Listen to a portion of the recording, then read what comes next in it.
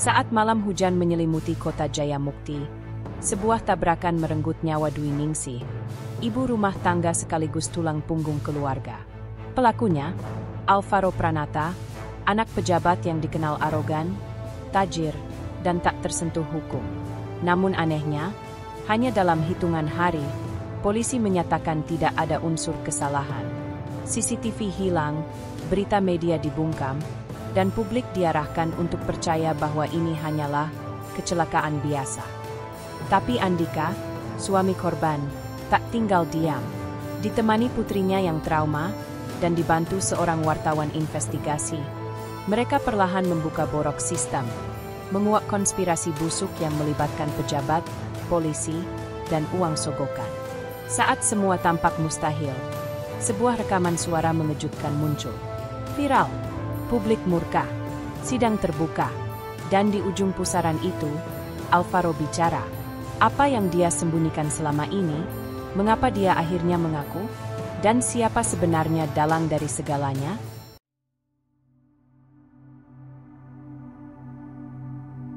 Hujan turun deras malam itu di Jayamukti. Genangan air membentuk cermin di sepanjang trotoar, memantulkan lampu kota yang redup dan berkedip seperti mata yang kelelahan. Di tengah suara hujan dan langit kelabu, sebuah mobil sport oranye melesat kencang memecah kesunyian, memantul di antara gedung-gedung perkantoran yang sudah sepi. Alvaro Pranata, 20, duduk di belakang kemudi Lamborghini Aventador miliknya, tertawa keras. Ia baru keluar dari lounge eksklusif tempat anak-anak pejabat biasa pamer uang dan mabuk kuasa.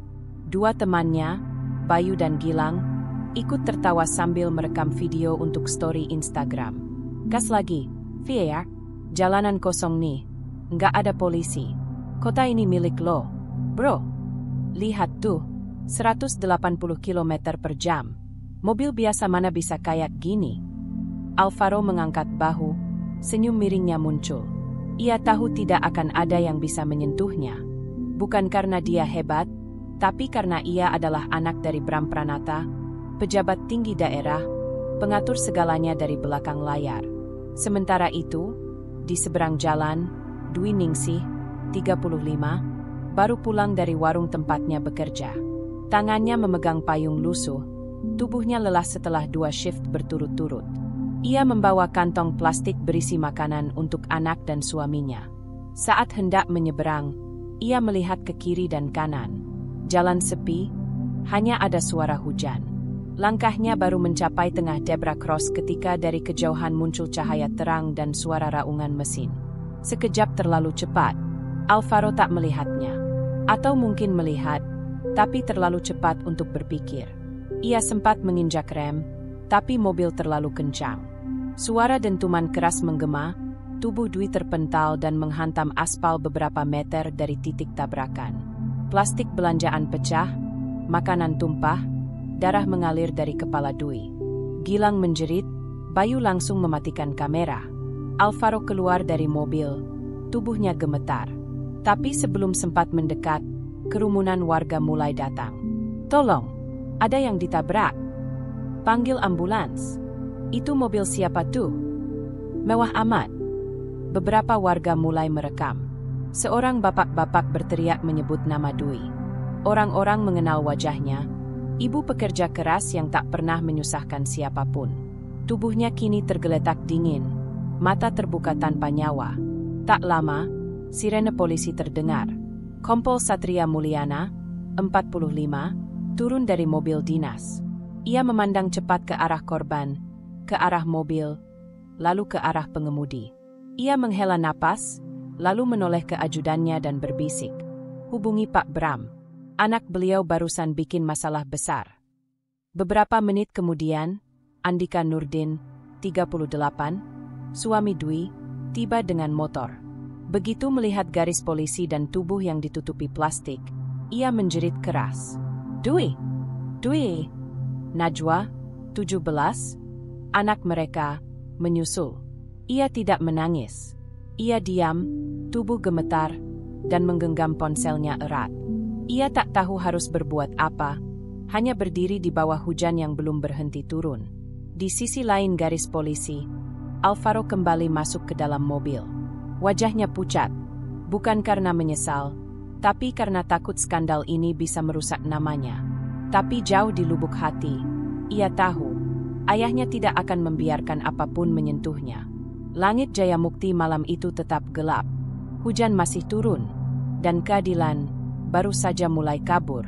Rumah sederhana di gang sempit kawasan Taman Jaya dipenuhi pelayat sejak pagi. Bau kemenyan bercampur aroma kopi hitam menyelimuti udara lembab setelah hujan semalaman. Di ruang tengah, jenazah Dwi Ningsih diselimuti kain putih. Wajahnya tenang, tapi luka di pelipis kiri masih terlihat meski sudah dibalut kapas. Andika duduk di pojok ruangan, lutut ditarik ke dada, matanya merah bengkak. Ia belum tidur sejak semalam. Tangan kirinya tak pernah lepas dari genggaman Najwa, anak semata wayang mereka, yang sejak tadi hanya diam. "Pak Andika sabar ya. Ibu Dwi orang baik, semoga husnul hatimah. Kami warga siap bantu, Pak." Ucapan bela sungkawa terus berdatangan, tapi tidak ada yang bisa menghapus rasa hampa di dada Andika. Ia tidak hanya kehilangan istri, tapi juga kehilangan keseimbangan hidup. Najwa, yang duduk memeluk lutut di samping foto ibunya, menatap kosong ke depan. Ponselnya berkali-kali menyala, grup sekolah, berita daring, video singkat yang memperlihatkan mobil oranye yang menabrak seseorang. Ia tidak mau lihat lagi, tapi semuanya menempel di otaknya. "Ma, kemarin Mama janji pulang cepat. Mama janji mau masakin ayam kecap." Bisikan kecilnya hanya terdengar oleh dirinya sendiri. Tapi dari matanya, tangis yang tak keluar berubah jadi luka permanen. Di luar rumah, puluhan warga berkumpul. Mereka tidak sekadar datang melayat. Banyak yang datang karena marah. Mereka tahu siapa pelaku kecelakaan itu. Semua orang Jayamukti tahu siapa Alvaro Pranata. Nama itu sudah lama bergaung di kota, bukan karena prestasi, tapi karena ulah dan kesombongannya yang ditutupi jabatan ayahnya, Bram Pranata. Anak pejabat itu lagi. Dulu pernah juga nabrak motor, diselesaikan diam-diam. Kalau sekarang lolos lagi, ini benar-benar keterlaluan. Di salah satu sudut rumah, 3 tetangga lelaki tengah berdiskusi pelan. "Kita harus bantu Pak Andika, jangan sampai ini ditutup-tutupi." "Betul, ini bukan kecelakaan biasa. Ibu Dwi itu ditabrak karena ugal-ugalan. Kalau polisi bungkam, kita viralkan sendiri." Andika mendengar sebagian percakapan itu, tapi ia belum tahu harus mulai dari mana. Hatinya masih porak-poranda. Ia hanya tahu satu hal, istrinya dibunuh oleh anak orang berkuasa, dan sekarang si pelaku belum ditahan. Menjelang sore, jenazah Dwi diantar ke pemakaman. Langit masih muram, mendung menggantung. Isak tangis pecah ketika liang lahat ditutup.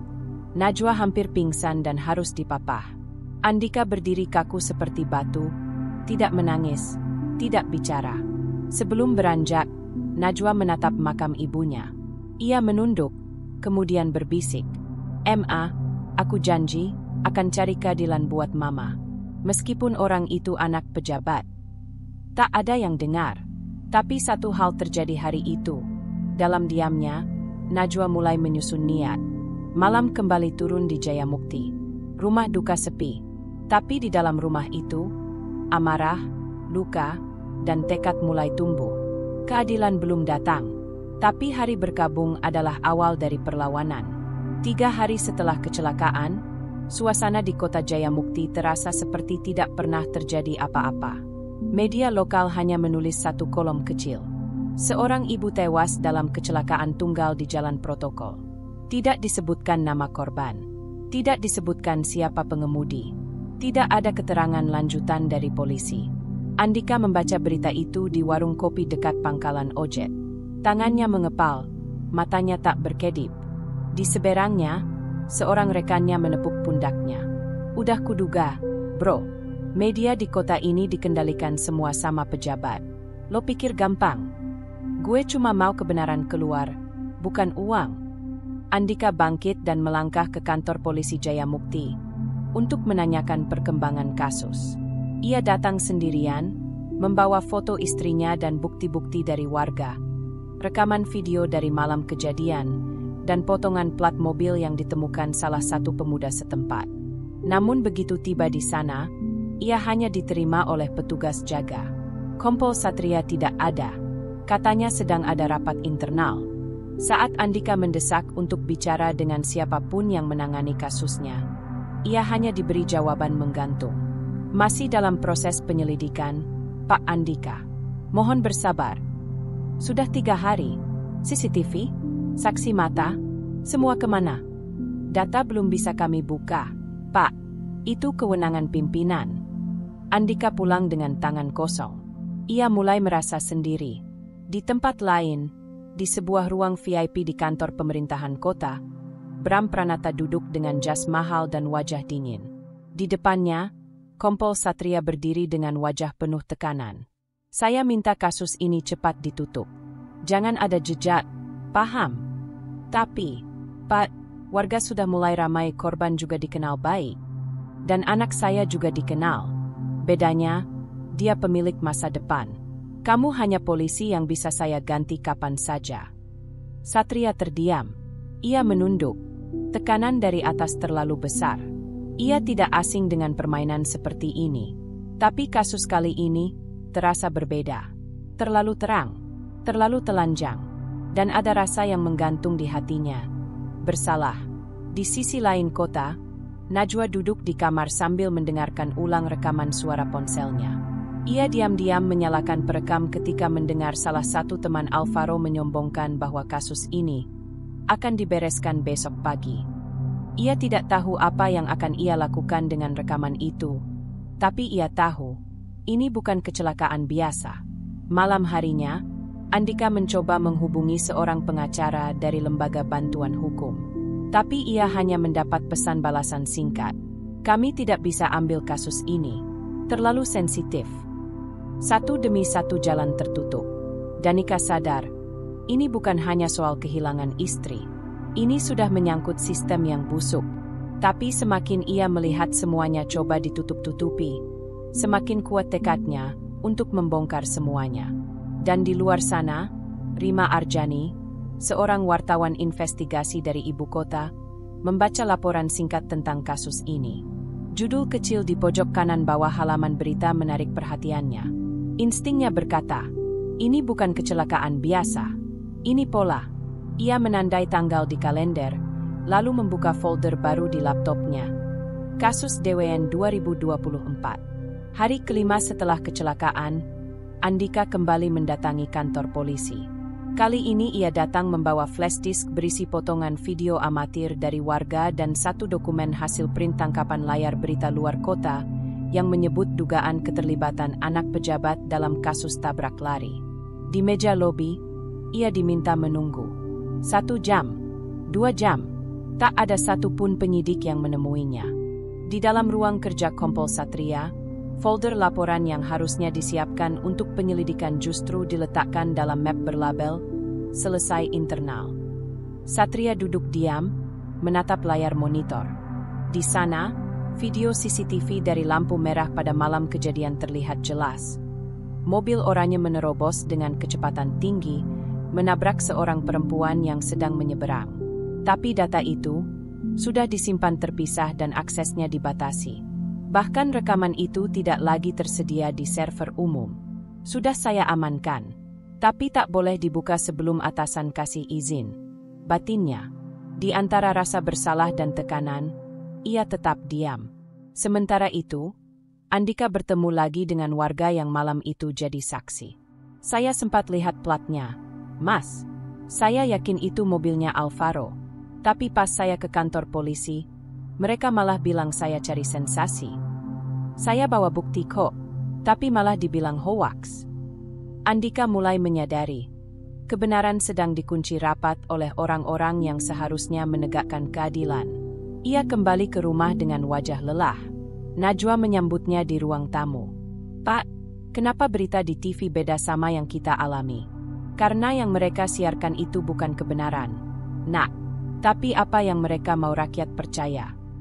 Najwa menarik napas, lalu membuka ponselnya dan memperlihatkan pesan masuk dari temannya. Faro tetap bebas? Padahal semua tahu dia yang nabrak. Lihat IG temennya tuh, malah pesta di villa. Gila, Andika mengerutkan dahi. Ia buka media sosial dan melihat Alvaro Pranata sedang berpesta di villa mewah di kawasan Puncak. Dalam video itu, ia tertawa sambil memegang botol minuman, dikelilingi teman-teman yang bersorak. Yang penting nyawa kita masih aman, bro. Santai aja. Netizen paling juga lupa besok. Andika mematikan ponselnya. Tangannya mengepal. Tapi ia tahu, marah tak cukup. Ia butuh strategi. Ia butuh sekutu. Malam harinya, ia menulis surat terbuka. Ia posting ke akun pribadinya yang tak punya banyak pengikut. Judulnya, "Istriku dibunuh, tapi hukum diam." Tak sampai 2 jam, postingan itu dihapus oleh sistem. Ia menerima notifikasi bahwa kontennya dianggap melanggar kebijakan. Andika makin sadar, apa yang sedang ia hadapi bukan sekadar kecelakaan. Ini sistem yang sudah terbiasa menyembunyikan kenyataan. Di tempat lain, Rima Arjani duduk di warung kopi kecil sambil membuka laptop. Ia sudah mencatat 5 kejanggalan. Tidak ada identitas pelaku di berita resmi. CCTV hilang dari arsip kota. Rekaman warga diblokir oleh platform. Anak pejabat tertangkap kamera berpesta. Korban dikenal publik, tapi dianggap orang biasa. Ini bukan lagi kasus lokal. Ini potensi skandal besar. Rima mengirim email kepada rekan jurnalis seniornya. Aku butuh bantu investigasi. Kasus Jaya Mukti. Target, Alvaro Pranata. Di akhir hari, Andika duduk sendiri di depan foto mendiang istrinya. Aku janji, Dwi, meski semua orang tutup mata, aku akan buka suara. Aku akan lawan. Tapi ia tidak tahu bahwa hari-hari ke depan akan lebih gelap dari yang ia bayangkan. Hari itu hujan turun sejak subuh. Langit kota Jaya Mukti abu-abu, seperti menyimpan rahasia yang lama tak dibuka. Di terminal bus, seorang perempuan berjaket kulit hitam turun dari kendaraan umum. Ranselnya sederhana, langkahnya cepat, matanya tajam. Rima Arjani, wartawan investigasi dari media independen ibu kota, tidak datang sebagai jurnalis resmi. Ia datang sebagai warga biasa, menyamar. Ia tahu, masuk ke kota kecil seperti Jaya Mukti dengan nama dan media besar hanya akan mengundang perhatian. Dan perhatian adalah musuh bagi orang yang ingin membongkar kebenaran yang disembunyikan. Ia menginap di rumah kos kecil di pinggir pasar. Di kamar sempitnya, laptop menyala, peta kota terbuka, dan daftar nama sudah ia susun. Target pertama, Andika Nurdin, suami korban. Target kedua, Kompol Satria, penyidik yang terlihat ragu dalam keputusan awal. Target ketiga, siapapun yang malam itu merekam kejadian. Di warung makan, Rima mulai bertanya ke warga. Perlahan, namanya Dwi Ningsih mulai disebut. Semua orang di sekitar Gang Taman Jaya tahu kecelakaan itu. Tapi ketika ia tanya tentang pelaku, warga menunduk. Ibu itu ditabrak sama orang kaya. Tapi kami nggak bisa bilang siapa. Ada CCTV kan? Dengar-dengar sudah diambil polisi. Mbak, terus nggak bisa dibuka lagi. Semua jawaban seragam.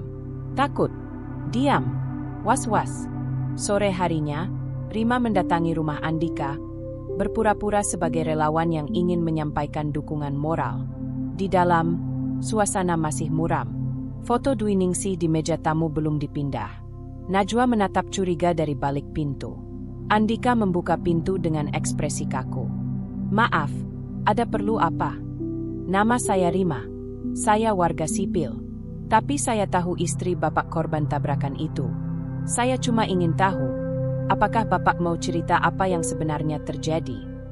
Andika diam. Ia menatap mata Rima dalam-dalam. Selama beberapa detik, suasana tegang. Namun kemudian ia membuka pintu lebih lebar. Masuk, tapi jangan rekam apapun. Saya sudah terlalu sering ditipu orang media. Rima mengangguk. Di dalam, percakapan mengalir pelan. Rima tak bertanya macam-macam. Ia hanya mendengar tentang malam kejadian, tentang upaya laporan yang diabaikan, tentang postingan yang dihapus, tentang rasa frustrasi, dan tentang dendam sunyi seorang ayah. Saya bukan orang hukum, Mbak. Saya cuma tukang ojek. Tapi saya tahu, nyawa istri saya itu bukan angka yang bisa mereka tutupi. Rima mengeluarkan catatannya. Ia menggambar alur kejadian di buku kecil, menandai waktu dan tempat. Lalu ia bertanya, "Bapak punya bukti apapun yang belum diserahkan ke polisi?" Andika terdiam. Lalu ia menoleh ke Najwa. "Najwa, kamu tunjukin yang kamu simpan." Gadis itu maju pelan. Ia membuka laci meja belajar dan menyerahkan ponsel tua miliknya. "Ini rekaman suara. Aku rekam waktu salah satu teman Alvaro ngobrol di parkiran sekolah. Dia bilang ayahnya udah atur polisi. Tapi aku nggak tahu itu penting atau enggak." Rima menerima ponsel itu seperti menerima kunci pintu menuju lubang besar. Ia mendengarkan. Suara samar tapi jelas. Obrolan remaja, tapi penuh kepongahan. "Bokap gua udah handle. Polisi juga takut lah. Nama bokap gua, bro." Rima menatap Andika. "Pak, kalau Bapak izinkan, saya akan mulai investigasi sendiri. Saya tahu ini berbahaya, tapi saya tidak bisa biarkan ini terkubur." Andika mengangguk. "Kalau bukan kita, siapa lagi?" Malam itu, Rima kembali ke kos. Di kamarnya, ia mulai menyusun ulang data, merekam suara pengantar. Kasus Dwi Ningsi bukan kecelakaan biasa. Ada kekuasaan, ada manipulasi, dan ada suara yang mencoba bersuara dari ruang sunyi. Ini awalnya. Video itu belum ia unggah, tapi rencananya sudah jelas. Ia akan membuat semuanya meledak. Hujan deras mengguyur kota Jayamukti sejak dini hari. Petir menyambar sesekali, membuat langit malam terlihat seperti panggung tempat Tuhan mempertontonkan murka. Di lantai 2 kantor Polres Jayamukti, Kompol Satria Mulyana duduk di ruang kerjanya. Lampu sudah ia matikan. Satu-satunya cahaya berasal dari layar monitor yang masih menyala, menampilkan file rekaman CCTV malam kejadian. Ia menonton ulang detik-detik maut itu. Mobil sport oranye melaju kencang. Lalu tubuh seorang perempuan terpental ke aspal. Detik ke-12, mobil tetap melaju, tak ada pengereman. Detik ke-16, warga mulai berdatangan. Detik ke-20, wajah panik anak perempuan korban terlihat di pinggir jalan. Satria mengusap wajahnya dengan kedua tangan. Sudah 6 hari sejak kejadian itu, dan sejak hari pertama, ia tahu betul siapa pelakunya. Ia menerima instruksi langsung dari Bram Pranata, pejabat daerah yang punya akses kemana-mana. "Jangan bodoh, Satria. Anak saya punya masa depan. Kamu tahu gimana kota ini kerja. Kalau kamu lawan, saya buat kamu pindah ke pos jaga terpencil dalam semalam." Kata-kata itu masih menggema. Tapi hari-hari berlalu dengan rasa bersalah yang makin menggerogoti. Ia mulai mencari pembenaran. Mungkin ini kecelakaan. Mungkin bukan niatnya membunuh. Tapi setiap kali menonton rekaman itu, ia tahu itu bukan kebetulan. Itu kelalaian yang disengaja. Itu arogansi yang tak peduli nyawa orang lain. Satria membuka email internal. Di sana, ada satu file yang ia simpan sendiri, tidak dalam server resmi kepolisian. Ia beri nama Dwi_N_CCTV_utama MP4. Ia belum tahu apa yang akan ia lakukan dengan file itu. Tapi ia tahu satu hal, jika ia simpan terus, ia jadi bagian dari kejahatan ini. Di tengah kegelisahan itu, pintu ruangannya diketuk. Seorang perwira muda masuk, membawa map merah. "Pak Satria, ini laporan tambahan dari TKP." "Apa isinya?" "Pecahan plat kendaraan. Sudah diverifikasi, dan cocok dengan mobil Lamborghini oranye milik Alvaro Pranata." Satria menahan napas. "Kamu yakin data ini belum disalin kemana-mana?" "Belum, Pak. Instruksi Bapak waktu itu. Bukti fisik jangan masuk laporan resmi." Satria mengangguk. "Taruh di sini. Jangan bilang siapapun soal ini." Perwira itu keluar. Satria kembali sendirian. Ia membuka map itu, melihat pecahan plat logam yang difoto dengan latar belakang TKP. Nomornya cocok. Bukti itu bisa jadi kunci, tapi juga bisa jadi hukuman. Di sisi lain kota, Rima Arjani kembali menelusuri file dan nama-nama polisi yang terlibat dalam penanganan kasus. Nama Kompol Satria muncul berkali-kali. Pria bersih, tapi terlalu penurut.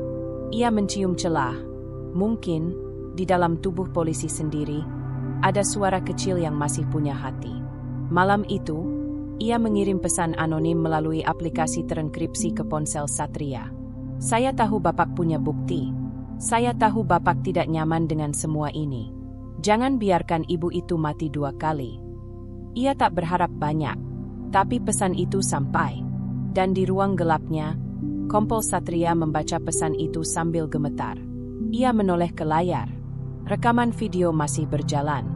Dan akhirnya, ia berkata pelan, seperti bicara pada dirinya sendiri. Saya polisi, tapi saya juga manusia. Malam itu, ia menulis email tanpa penerima. Belum ia kirimkan, hanya ia simpan di draft. Jika saya menghilang atau dipindah mendadak, cari file bernama dwn_utama di server pribadi saya.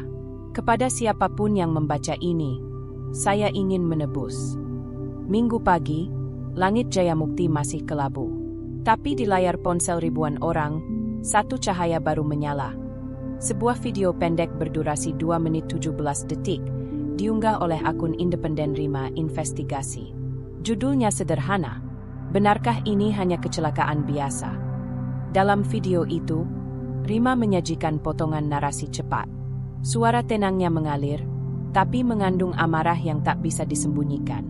Tanggal 3 Februari 2025, seorang ibu pekerja bernama Dwi Ningsih tewas tertabrak di Jalan Taman Jaya. Dalam laporan resmi, disebut sebagai kecelakaan biasa.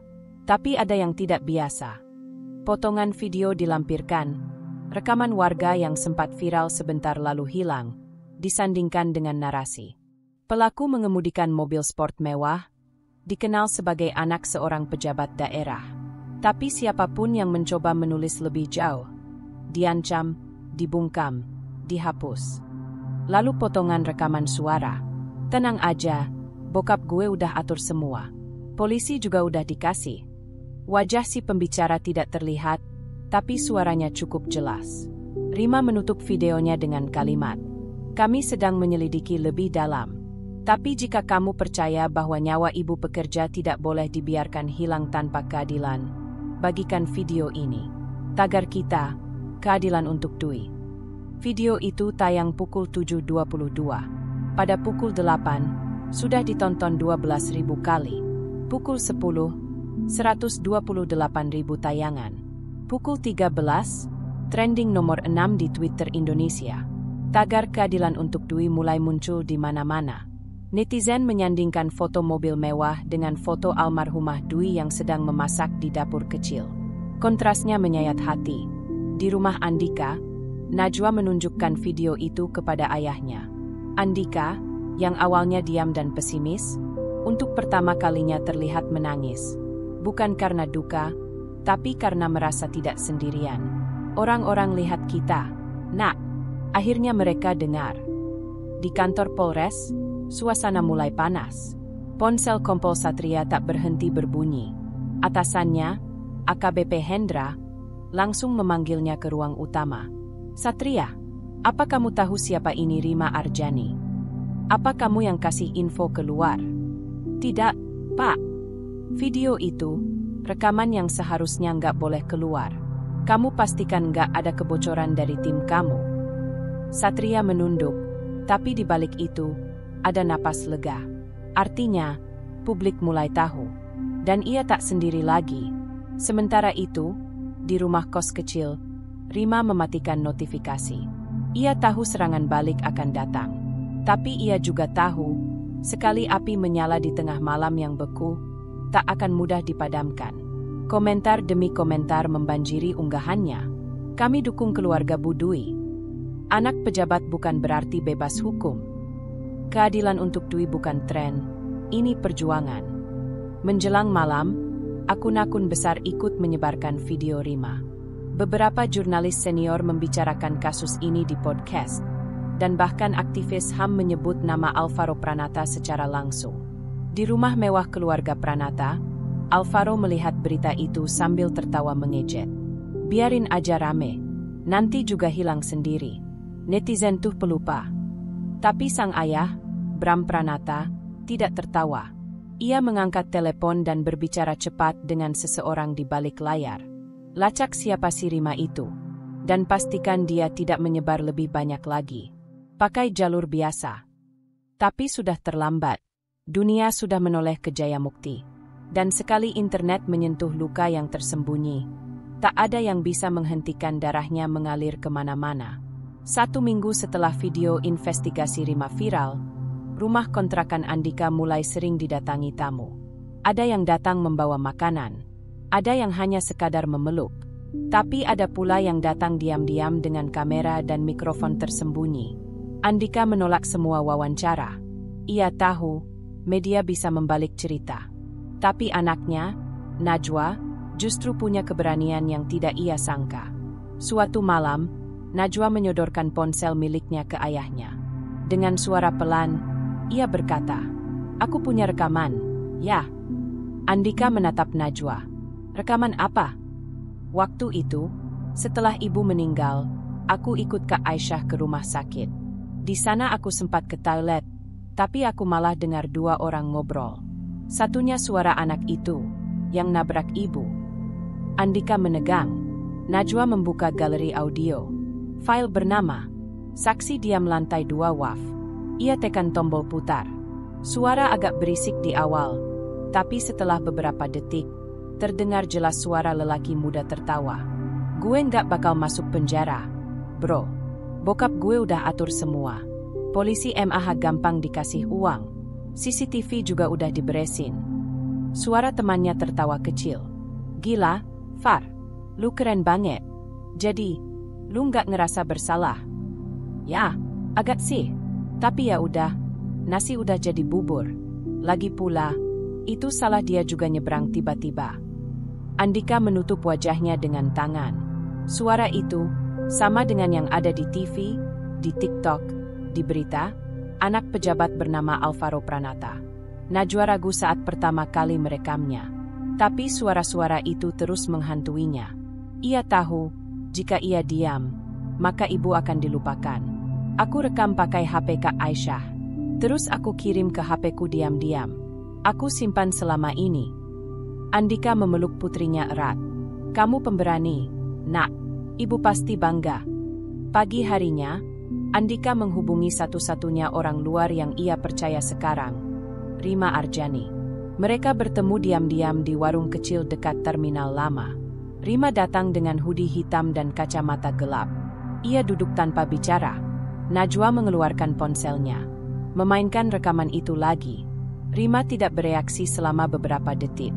Tapi saat rekaman selesai, ia langsung menatap keduanya. "Kalian sadar, ini bukti besar kan? Ini bukan sekadar opini lagi. Ini pengakuan pelaku. Dan kalau ini bocor, keluarga kalian bisa dibungkam." Andika menunduk. "Kami tahu risikonya. Tapi kalau kami simpan, nyawa istri saya sia-sia." Rima mengambil ponsel backupnya. Ia salin file itu dengan kabel data, bukan lewat internet. Lebih aman. Lalu ia berkata, "Saya akan unggah ini, tapi dengan cara yang pelan. Strategi. Kita tidak lawan satu orang. Kita lawan sistem." Hari berikutnya, Rima menyusun konten baru. Kali ini, bukan sekadar opini atau video rekaman dari warga. Ini suara, bukti audio, tanpa sensor. Judulnya, Bukti Baru. Alvaro Pranata akui semua suap, penghapusan CCTV, dan penyesalan yang terlambat. Video diposting. Dalam 2 jam, tayangan mencapai 1 juta. Dalam 5 jam, tangkap Alvaro menjadi trending nasional. Komentar membanjir. "Gila, ini bukan fitnah. Suaranya jelas. Kalau masih lolos juga, kita turun ke jalan." "Najwa, kamu luar biasa. Seorang anak jadi suara keadilan." Di kantor Polres Jayamukti, Kompol Satria mendengarkan rekaman yang sama. Ia menatap ke jendela. "Ini sudah di luar kendali kita." Atasannya mulai panik. Ada desakan dari Polda. Bahkan kabarnya, KPK mulai melirik jalur aliran dana Bram Pranata. Sementara itu, Di rumah mewah keluarga Pranata, Alvaro marah besar. Gimana bisa bocor? Gimana bisa suara gue terekam? Bram hanya menatapnya dingin. Kamu tolol. Sudah kubilang, diam itu emas. Sekarang, kita harus bersiap. Kalau perlu, korbankan satu orang. Alvaro tertegun. Maksudnya, aku dikorbankan. Bram tidak menjawab. Malam itu, Rima menerima pesan dari pengirim tak dikenal. Kami tahu kamu punya rekaman. Hentikan semua, atau keluargamu yang jadi sasaran. Tapi ia tidak gentar. Ia tahu, api sudah menyala, dan semakin banyak yang menjaga agar nyalanya tak padam. Hari-hari setelah rekaman suara Alvaro viral, suasana Jayamukti berubah drastis. Di dunia maya, dukungan mengalir deras untuk keluarga Dwi. Tapi di balik layar, kekuasaan mulai bergerak melawan. Andika dikejutkan oleh kedatangan dua orang pria tak dikenal di depan rumah kontrakannya. Mereka mengenakan kemeja rapi, tapi sorot mata mereka dingin. Pak Andika, iya, ada apa? Kami dari pengacara keluarga Pranata. Kami ingin menyampaikan bahwa Anda dan anak Anda bisa dituntut atas penyebaran fitnah, pencemaran nama baik, dan pelanggaran privasi. Andika menatap mereka, matanya memerah. Fitnah? Istri saya mati ditabrak. Anak saya merekam pengakuan. Itu bukan fitnah, itu kenyataan. Salah satu pria mendekat. Suaranya berbisik tajam. Kadang kebenaran itu tidak cukup, Pak. Yang kuatlah yang menang. Hati-hati, jangan sampai Najwa kenapa-kenapa. Andika langsung menutup pintu dan mengunci 3 kali. Ia peluk Najwa yang mendengar semuanya dari balik dinding. Maaf, nak, dunia ini kejam. Sementara itu, Rima mendapat surat panggilan polisi. Ia dilaporkan karena menyebarkan informasi ilegal dan melanggar etika jurnalistik. Tapi ia tahu, ini bukan soal etik. Ini soal kekuasaan panik karena topengnya mulai robek. Ia muncul di siaran live malam itu lewat kanal YouTube-nya, membuka dengan kalimat, "Saya dilaporkan karena menyebarkan rekaman. Tapi izinkan saya tanya, lebih jahat mana, membongkar kebenaran atau membunuh dan menyuap untuk lolos dari hukum?" Video itu ditonton lebih dari 3 juta kali dalam 24 jam. Namun, ancaman tidak hanya datang dari jalur hukum. Rima menemukan bannya digembosi, kaca spion mobilnya dipecahkan. Seorang pria tak dikenal mengikutinya dari stasiun ke rumah. Tapi ia tak gentar. Ia menambahkan kamera tersembunyi di rumah dan mencadangkan semua bukti ke luar negeri. Kalau saya dibungkam, teman-teman saya akan teruskan. Di tengah panasnya opini publik, keluarga Alvaro menggelar konferensi pers besar di hotel mewah. Bram Pranata muncul bersama tim pengacara. Anak saya difitnah. Suara dalam rekaman bisa direkayasa. Kami akan tempuh jalur hukum. Ini jelas serangan politik terhadap saya. Media hadir, tapi suasana tegang. Seorang wartawan muda berani bertanya, "Kalau rekaman itu palsu, kenapa tidak ajukan tes forensik suara, Pak?" Bram hanya tersenyum dingin. Nanti akan dibuktikan di pengadilan. Sementara itu, di media sosial, para buzzer mulai aktif. Mereka menyebarkan narasi bahwa Dwi Ningsih menyeberang sembarangan, bahwa rekaman itu diedit, bahkan menyebar foto-foto lama Andika dan menyebutnya mantan preman. Tapi publik tidak bodoh. Rakyat yang sudah muak dengan impunitas mulai bersatu. Mahasiswa Jayamukti turun ke jalan. Mereka bawa spanduk bertuliskan, "Nyawa murah karena anak pejabat." Najwa lebih berani dari polisi. "Rima, kami bersamamu." Di kantor Polres, Kompol Satria mulai berada di posisi sulit. Atasan menekannya untuk menyatakan bahwa bukti rekaman tidak valid. Tapi ia tahu, jika ia ikut menutupi, maka ia akan kehilangan satu-satunya yang masih ia pegang, hati nuraninya. Diam-diam, ia mengirim dokumen pendukung ke Rima, hasil olah TKP awal, laporan polisi asli sebelum direvisi, dan bukti transfer ke rekening pejabat polisi lain. Saat malam datang, Rima duduk di depan laptopnya. Ia membuka folder baru berjudul "Kebenaran Penuh", dan di sana ia tulis, "Bagian ini tidak bisa lagi dibantah. Bukti terlalu banyak. Pertanyaannya hanya satu. Berani atau tidak kita lawan? Ia tersenyum kecil. Meski ancaman datang, publik sudah terlanjur tahu. Dan di dunia yang terhubung 24 jam ini, kebenaran hanya butuh satu hal untuk bertahan, disebarkan. Polres Jayamukti tidak pernah sepanas ini. Di balik dinding kaca ruang rapat utama, suara-suara keras terdengar. Perintah, makian, debat, dan diam yang tegang. Kompol Satria Mulyana berdiri di sudut ruangan. Diam. Di hadapannya, Kapolres Jayamukti menekan tangan ke meja, nadanya tajam. Kamu terlalu ikut perasaan, Sat. Kalau kamu gak bisa ikuti arahan, kamu tahu risikonya. Satria hanya menjawab pelan. Saya cuma jalankan sumpah saya. Menjaga keadilan, bukan kepentingan politik. Ruangan hening. Sumpah polisi yang diucapkan saat dilantik kini justru dianggap berbahaya. Beberapa rekan Satria mulai menjauh. Ada yang takut ikut terseret.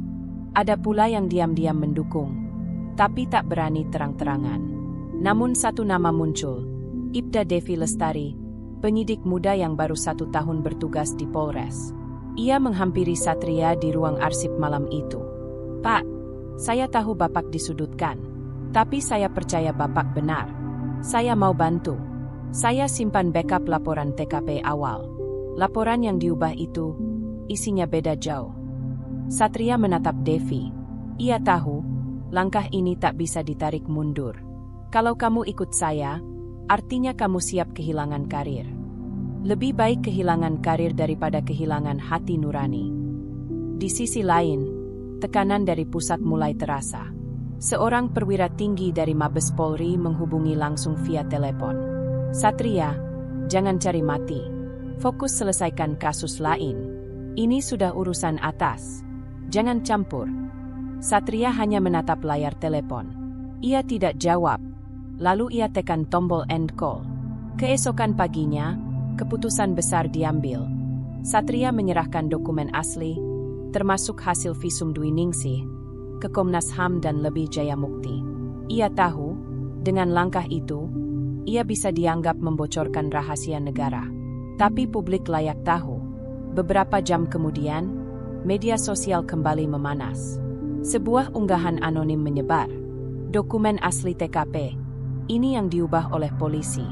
Laporan awal, Alvaro mengemudi dengan kecepatan 110 km per jam di zona 40 km per jam.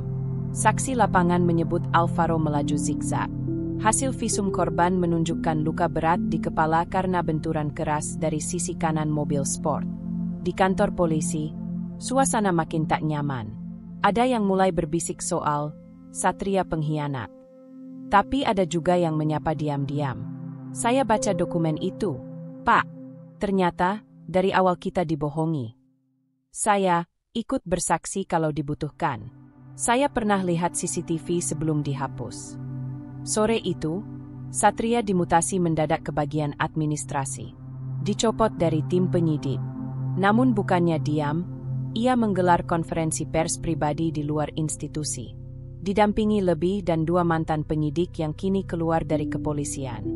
Saya, Satria Mulyana, menyatakan bahwa proses penyidikan kasus kecelakaan Alvaro Pranata mengalami intervensi dan manipulasi dari oknum internal. Saya siap bersaksi di pengadilan. Berita ini langsung disambar media nasional. Judul utama, Kompol Satria bongkar manipulasi. Kasus anak pejabat bukan kecelakaan biasa. Malam itu, Bram Pranata menggebrak meja. Kenapa semua tidak bisa bungkam? Uang sudah saya alirkan. Perintah sudah saya beri. Pengacaranya mulai goyah. Pak, kami bisa bertahan kalau opini publik bisa dibalik. Tapi kalau Komnas HAM dan lebih sudah terlibat, kita kalah dalam citra. Alvaro hanya duduk diam. Ia mulai sadar, topeng kekebalan mulai runtuh. Di sisi lain, Andika dan Najwa menonton berita dari TV kecil mereka. Untuk pertama kalinya, mereka tersenyum. Pak polisi yang dulu tutup mata, sekarang yang paling terang suaranya, kata Najwa pelan. Andika membalas, kebenaran itu seperti air. Mau ditutup serapat apapun, pasti akan merembes keluar. Dengan dukungan publik, tekanan makin kuat ke kejaksaan dan pengadilan. Petisi penuntutan resmi ditandatangani lebih dari 5 juta orang dalam 2 hari. Dan akhirnya, kejaksaan mengumumkan, kasus akan disidangkan ulang dengan dakwaan berat terhadap Alvaro. Perlawanan dari dalam mulai menggerogoti tembok perlindungan Alvaro. Pagi itu Jayamukti bangun dalam kegaduhan digital. Tangkap Alvaro dan keadilan untuk Dwi menjadi trending topik nasional. Dalam waktu 6 jam, ratusan ribu cuitan menyerbu Twitter, TikTok, Instagram, dan YouTube. Video konferensi pers Kompol Satria, rekaman suara Alvaro, serta dokumentasi dari lebih dibagikan ulang tanpa henti. Seorang pengguna TikTok bernama Nina aktif memposting kompilasi berdurasi 3 menit. Cuplikan CCTV Alvaro ugal-ugalan. Foto Dwi Ningsi dan anaknya. Cuplikan suara, urus semua biar anak saya nggak kena. Wajah Najwa menangis sambil bicara. Saya cuma ingin mama saya nggak mati sia-sia. Dalam 12 jam, video itu ditonton lebih dari 7 juta kali. Bukan hanya netizen biasa yang bersuara. Influencer besar, aktivis hukum, hingga selebritas ikut angkat suara. Komik legal, akun edukasi hukum. Ini bukan hanya tentang Alvaro. Ini tentang sistem. Kita tidak boleh diam. Rachel pencerah, selebgram 10 juta pengikut. Najwa itu anak SMA yang lebih berani dari banyak orang dewasa. Hormat setinggi-tingginya. Jurnalis lurus, kanal berita independen. Kami akan siarkan sidangnya secara live. Tidak boleh lagi ada yang ditutup-tutupi. Di Jayamukti sendiri, demonstrasi besar terjadi di alun-alun kota. Mahasiswa dari berbagai universitas, buruh, dan warga sipil berkumpul. Mereka mengusung spanduk. Dwi bukan angka statistik. Alvaro harus masuk penjara. Kami awasi hakim dan jaksa. Najwa berdiri di atas panggung kecil bersama Rima dan Andika. Mikrofon disodorkan padanya. Suaranya gemetar, tapi tegas. Kami tidak kaya, tapi kami tidak bodoh. Kami tahu siapa yang menabrak mama saya. Kami tahu siapa yang menyuap. Dan kami tahu, rakyat bersama kami. Sorakan massa menggema. Beberapa orang menitikkan air mata. Pemerintah pusat akhirnya tak bisa tinggal diam. Menteri Hukum dan HAM mengeluarkan pernyataan. Kami menghargai proses hukum yang adil dan transparan. Tidak ada warga negara yang kebal hukum, siapapun dia. Komnas HAM merilis laporan awal yang menyimpulkan, ada dugaan kuat intervensi kekuasaan dalam penanganan awal kasus. Di rumah mewah keluarga Pranata, suasana mencekam. Bram menatap layar televisi yang menyiarkan demo. Alvaro, biasanya ceroboh dan congkak, kini duduk dengan kepala tertunduk. Ini di luar kendali, bisik Alvaro. Tenang, kita masih punya orang di pengadilan, ujar Bram. Tapi suaranya mulai goyah. Namun pengacara mereka datang membawa kabar buruk. Pak, jaksa baru dari pusat turun tangan. Hakim juga diganti. Mereka bawa pengamanan langsung dari Mabes. Bram membalik badan. Wajahnya tak lagi angkuh. Untuk pertama kalinya, ia merasa kalah oleh sesuatu yang tak bisa dibeli, kemarahan rakyat. Rima menerima undangan bicara dari 2 stasiun televisi nasional. Tapi ia tolak. Saya tidak mau jadi selebritas. Saya hanya mau satu, pelaku dihukum. Di balik layar, ia justru membantu lebih menyiapkan berkas untuk sidang. Kompol Satria pun diam-diam memberikan briefing kepada jaksa baru. Ia tahu, inilah kesempatan terakhir untuk menegakkan kebenaran. Hari-hari menjelang sidang, kota Jayamukti seperti bergetar. Gedung pengadilan dijaga ketat. Polisi berseragam dan berpakaian sipil berjaga, tapi tak bisa hentikan massa yang datang dengan damai. Najwa menggenggam tangan ayahnya saat mereka melangkah ke pelataran gedung. Kita akan lihat dia duduk di kursi terdakwa. Ya, Pak. Iya, Nak. Kita sudah terlalu lama nunggu keadilan. Jam 9 pagi, hakim masuk ruangan. Semua berdiri. Di balik jeruji besi kecil, Alvaro Pranata duduk mengenakan kemeja putih. Wajahnya pucat. Kali ini, tak ada senyum. Tak ada mobil mewah. Tak ada perlindungan. Jaksa berdiri dan membuka sidang dengan kalimat. Kami mendakwa Alvaro Pranata atas kelalaian yang menyebabkan kematian, penghilangan barang bukti, dan tindak pidana korupsi berupa penyuapan aparat negara. Dunia melihat, sidang dimulai, dan Jayamukti tahu, tak ada lagi yang bisa sembunyi.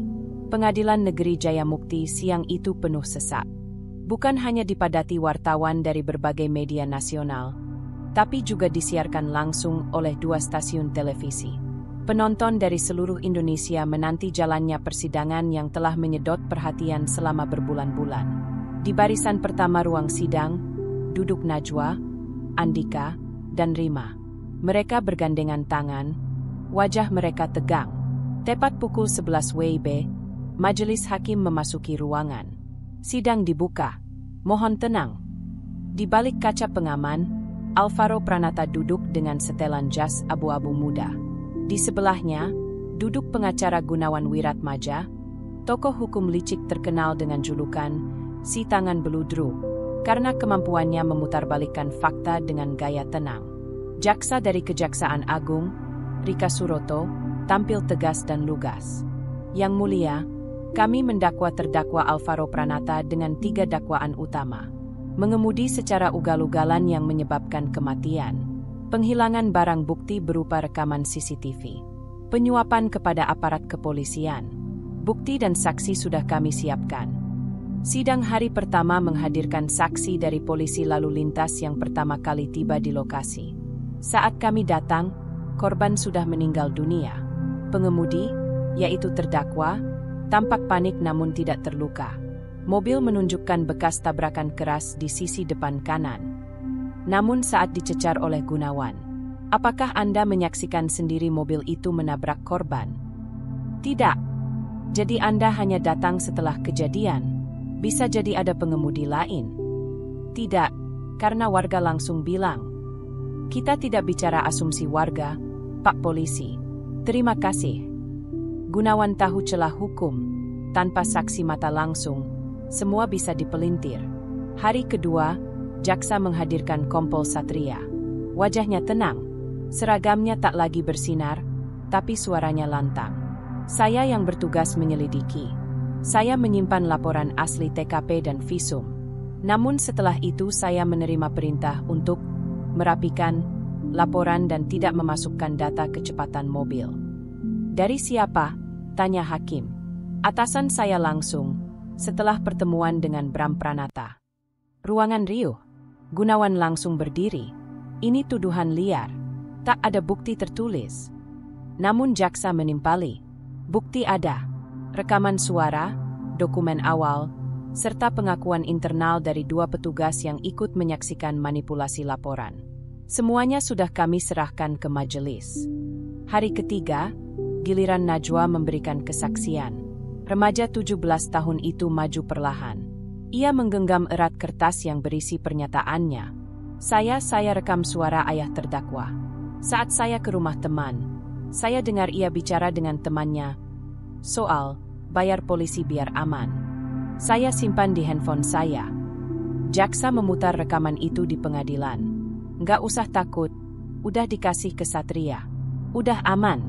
Bocah itu juga nggak bakal banyak omong. Alvaro langsung menunduk. Gunawan mencoba menyanggah. Rekaman ini bisa saja hasil rekayasa. Silakan uji forensik, kata jaksa tenang.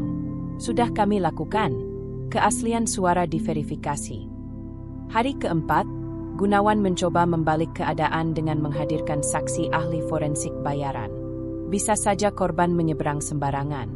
Kecepatan kendaraan belum tentu faktor utama. Korban juga tidak memakai pelindung. Apa ibu tahu, korban sedang menjemput anaknya? Tanya jaksa. Itu tidak relevan dengan teknis benturan. Tidak bagi Anda, tapi bagi kami, ini bukan sekadar teknis. Ini nyawa manusia.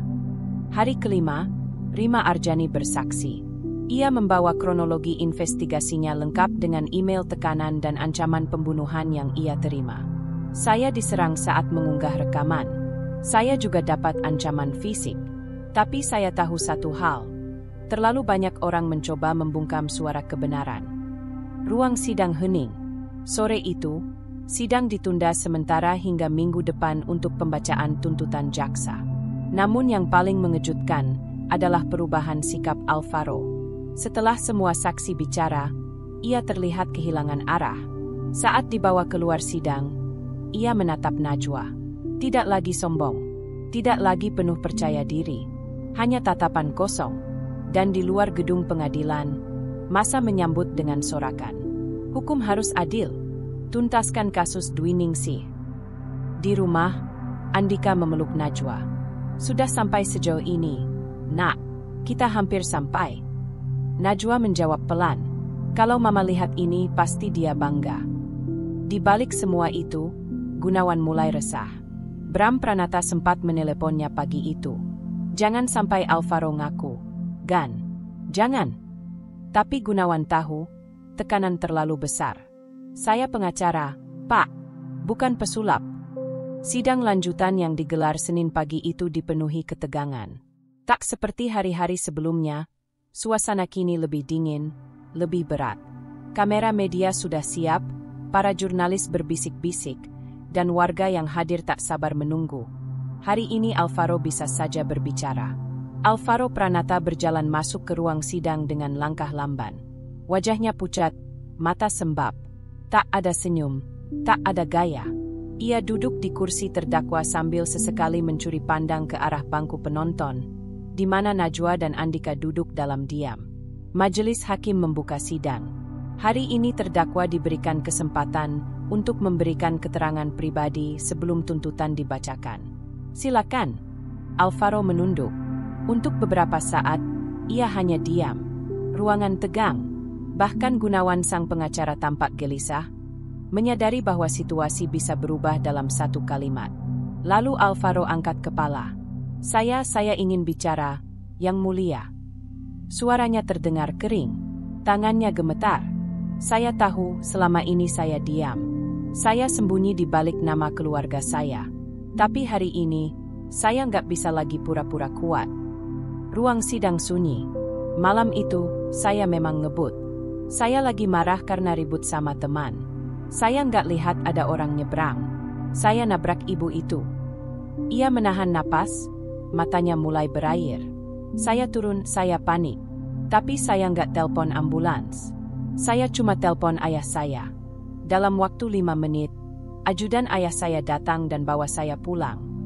Alvaro menatap majelis hakim. Saya tidak ditahan, tidak diperiksa.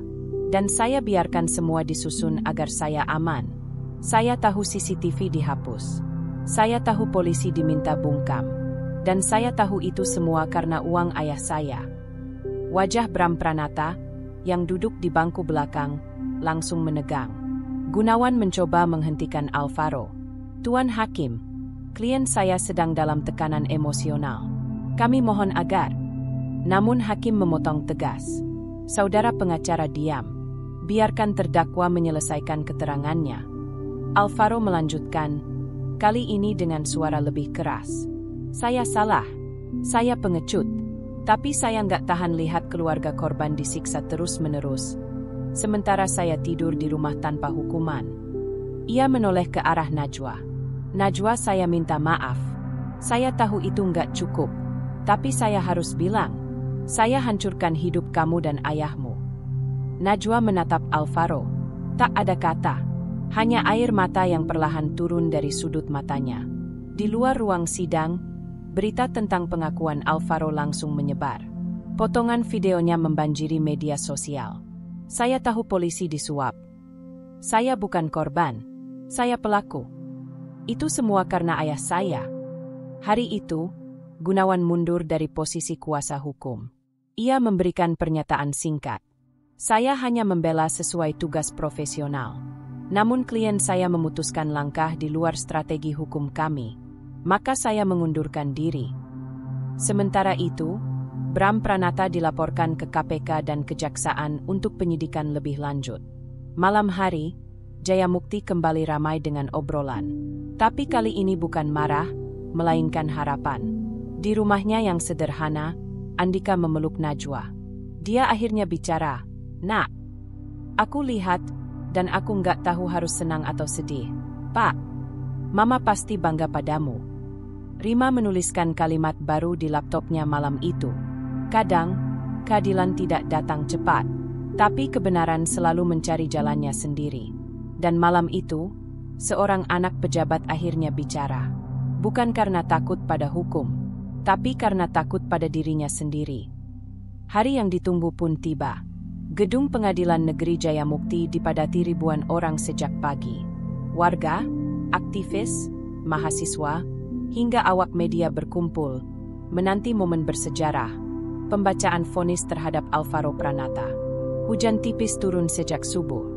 Langit kelabu seolah menggambarkan campuran perasaan semua orang yang hadir, gugup, harap, cemas. Di ruang sidang, Alvaro duduk di kursi terdakwa. Tak lagi mengenakan jas mahal, hanya kemeja putih polos yang tampak lusuh.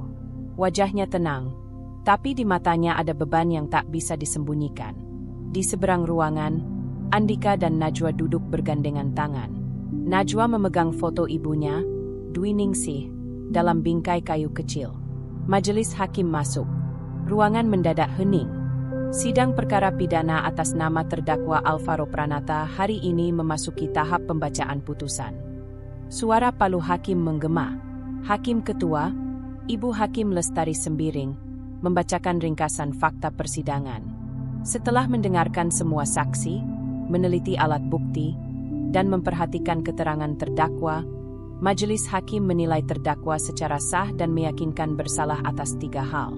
Mengemudi secara ceroboh yang menyebabkan kematian, menghalangi proses hukum dengan menyembunyikan bukti, terlibat dalam tindakan penyuapan terhadap aparat hukum. Ia menatap ke arah Alvaro. Majelis juga mencatat bahwa terdakwa telah mengakui perbuatannya dan menunjukkan penyesalan.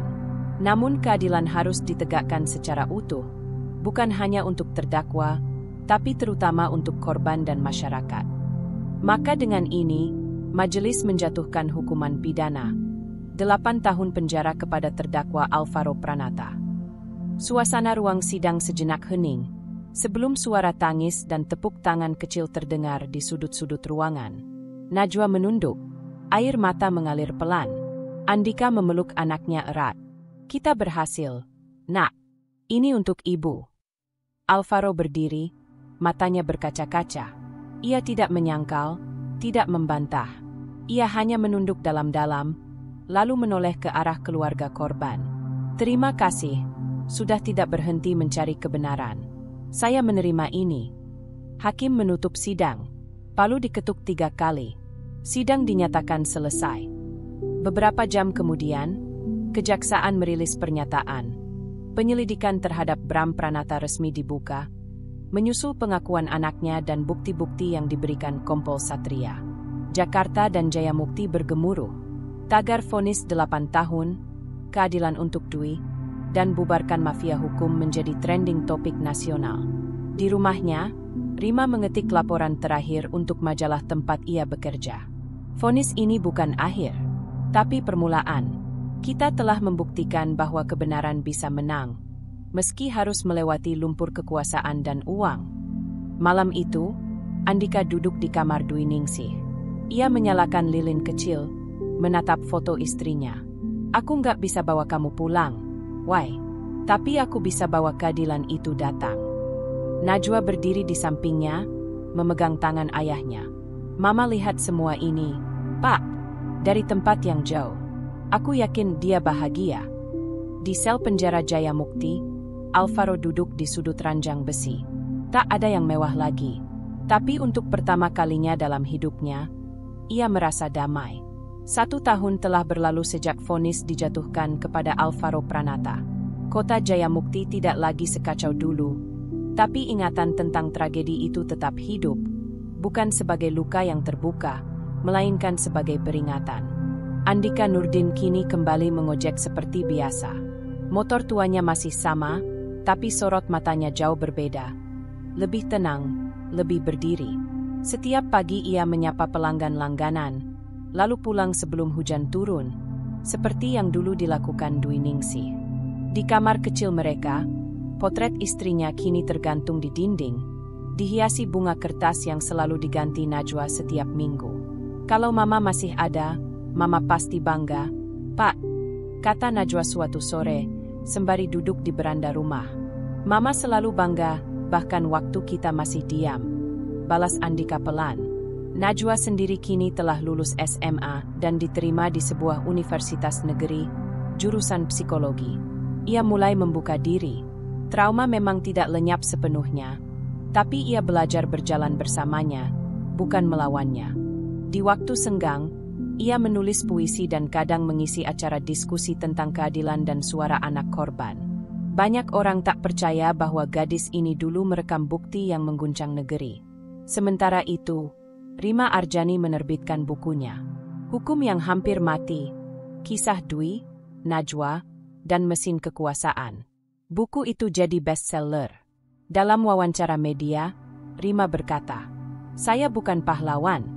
Pahlawan dalam cerita ini adalah keluarga korban yang tak menyerah, seorang polisi yang berubah hati, dan seorang gadis remaja yang berani merekam kenyataan." Buku tersebut kini dibaca di sekolah-sekolah hukum dan kelas jurnalistik sebagai contoh investigasi berbasis nurani. Di penjara, Alvaro Pranata menjadi tahanan yang jarang membuat masalah. Ia mengikuti pelatihan menulis dan kadang mengisi perpustakaan penjara. Dalam salah satu suratnya kepada Rima, yang kemudian dikutip di akhir buku, Alvaro menulis, "Saya tumbuh di rumah besar yang mengajarkan kekuasaan, bukan kebenaran. Tapi dari balik jeruji, saya belajar bahwa kehilangan harga diri jauh lebih menyakitkan daripada kehilangan kebebasan." Bram Pranata, sang mantan pejabat, kini menjadi tersangka kasus korupsi dan perintangan penyidikan. Kekaisarannya runtuh pelan-pelan. Di layar televisi, ia muncul bukan lagi sebagai bintang politik, tapi sebagai subjek berita yang membuat rakyat mendesah kecewa. Dan kota Jayamukti? Masih hujan, masih sibuk, masih tak sempurna. Namun kini lebih waspada, lebih terbuka. Masyarakatnya belajar bahwa hukum bisa berjalan, asalkan ada yang mau menyuapnya dengan keberanian, bukan dengan uang. Pada hari peringatan kematian Dwi Ningsih, puluhan warga berkumpul di Zebra Cross tempat ia tertabrak dulu. Mereka menaruh bunga putih dan berdiri selama 1 menit hening. Najwa membaca puisi yang ia tulis. "Ibuku bukan siapa-siapa, tapi kepergiannya mengubah semua. Bukan karena maut yang datang, tapi karena kita tak membiarkannya pergi sia-sia." Air mata mengalir, tapi bukan lagi karena luka, melainkan karena mereka tahu, keadilan memang tidak pernah mati. Hanya, terkadang, ia tertidur, dan harus dibangunkan. Dan itulah akhir dari cerita kita kali ini. Setiap perjalanan pasti membawa pelajaran, dan semoga kisah tadi bisa memberi inspirasi atau hiburan buat kamu yang nonton. Kalau kamu suka dengan cerita seperti ini, jangan lupa untuk klik tombol like, tinggalkan komentar di bawah, dan tentu saja subscribe biar kamu nggak ketinggalan cerita-cerita seru selanjutnya.